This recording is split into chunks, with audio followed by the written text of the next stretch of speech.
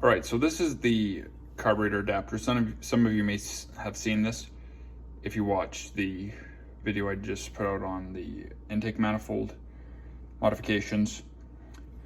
Anyways, due to this is supposed to be a square bore to a spread bore adapter, but due to the extreme spread bore on the Motorcraft 4300D, I had to do quite a bit of modifications to uncover all of the secondaries. So I'm trying to be careful not to cut through or anything. I think this is as far as I'm going to take it, and then just kind of blend this in with some sandpaper. But as far as die grinder work, I think I'm done. But I just wanted to show you guys what it looks like. So the bottom side here, where you see the up written there, that is obviously the smaller end of the carburetor, and I have not touched that at all. And it's actually really good. You can see how water flows, and it's shooting straight in. Sometimes if these edges are really sharp and there's a bit of a ridge on it, it'll actually shoot the water kind of sideways, like it'll shoot it across more so. Whereas this is shooting it basically straight down. So I don't think I could improve upon that at all, especially here. And this adapter, it fit the small side of my carburetor really well. It's just the big side it did not. So everything all around here is really good. But unfortunately, I did lose some of that effect here. But I think it's better than it would have been, because I was cutting off quite a bit of the secondary shaft. So I'm going to blend this a little bit more. I'll take it out to the garage and show you guys what this looked like, and I'll try to blend this a little bit more with sandpaper and see if it improves any. I don't think it really will, but I'll give it a once over and see if I can make that flow a little bit better down the face. All right, so this is, got that backwards. This is the adapter on the manifold here, the correct orientation. So obviously the back here. So this is a square bore intake, although go back and check out my last video if you're interested to see all the modifications I did, because it's quite a bit different. This would kind of be somewhat pointless without also doing what I did here. I may, if I hadn't have done all this, I may as well have, you know what I'm trying to say. I may as well have just left it the way it was.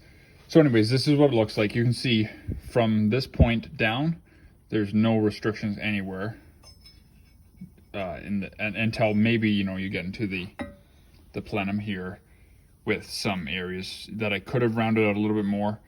But after cutting through here, I decided I better stop before I do some more damage. So anyways, if you're interested, check out that video if you haven't seen it. Anyways, this is a carburetor. So this is I think this is a 1972 model. It's a Motorcraft 4300D, which is a little bit different than quite a bit different than the regular 4300s.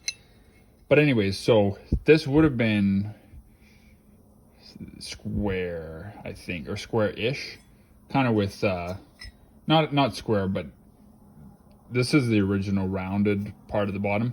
And that's kind of what this looked like to a degree. But anyways, because I'm adapting to the spread bore, it obviously does not go like this. Although I saw somebody put out a video about like flipping spacers upside down. Anyways, that's beside the point. But this is how it's supposed to go. And I'm just going to line up the bolt holes so I know exactly where it's supposed to go. And that's about it right there. So you can see this is a straight on view. You can see 0 restriction, and it actually is, 1/4 inch extra large around the bottom ones. But then you can see here how it rounds in. Now up here on this area where I have the marker, I've already taken out probably 1/4 inch there and kind of rounded it back out. So you have an idea of, you know, it was like to here. I'm trying to do this with one hand, but right where I'm pointing, it was about right here. So it's closing off a lot, or at least making, you know, the suction, you know, the vacuum cycle have to come at quite a bit of an angle here. I suppose I should put this in a tripod so I could use both hands. But anyways, so that's about as far as I can go. But you can still see, even with that cutout, how much it's still restricting it. But like I said, I don't think I can go any farther, and I don't want to make this completely straight. But I think I have gotten to the point where I'm happy with it, because if I can get the camera in here, I don't think you'll be able to see. But anyways, this spot here, where I was able to get the edge to, right here, matches up here. So this is not covered anymore. Before, there was a hard line covering probably about 1/4 inch or more of this. So I've actually done quite a bit of work on these. Thankfully had enough. Well, I guess here it wouldn't have been quite 1/4 inch, maybe 3/16 or something, or 1/8. But regardless, this now, the whole opening has a direct shot, albeit it's shrouded a little bit by this, but this has a direct shot out. So my compressor kicked on there, so I just gonna restart this. But anyways, this is as far as I want to go. I'm thinking I'm getting really close to cutting through the wall here, and I definitely don't want to do that, because then I just ruined this. Also, I don't know what brand this is. And it doesn't say anywhere, so I have no idea what brand it is. But if this looks familiar, you might know what it is, what brand it is. But this is obviously what I'm using here. So anyways, I'm going to try to angle this a little bit more to get that flow effect that I showed with the water. And I'm going to try to be very ginger about it. So I'm not going to touch it anymore with the die grinder. I'm going to resist the urge, because this one I didn't see coming, but it's easy to press your luck and cut through. But what I'm planning to do actually is probably use this round file, actually mount it in a vise and use that to get a nice little bit more of an angle. So I'm going to do that, then I'll give you guys another peek at this so that you can see that's what it looks like now. And then I'm going to run it back underwater, and we'll see if it makes any difference.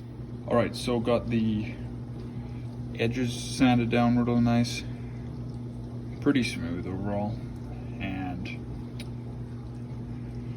I already tested it, but it didn't really change anything as far as flow characteristics go.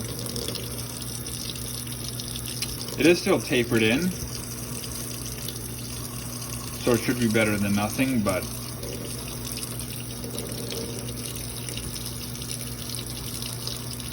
so I don't know if that's going to hurt flow or anything, or if it's kind of doesn't really make much of a difference. You can see around here,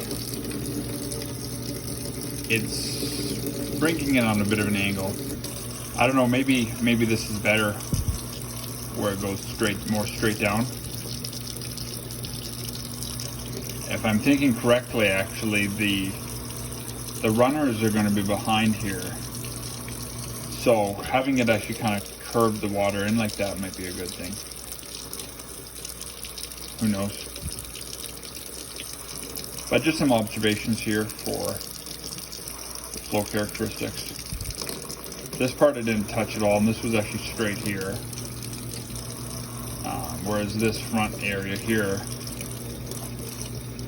where my thumb is beveled pretty decent, or is angled pretty good.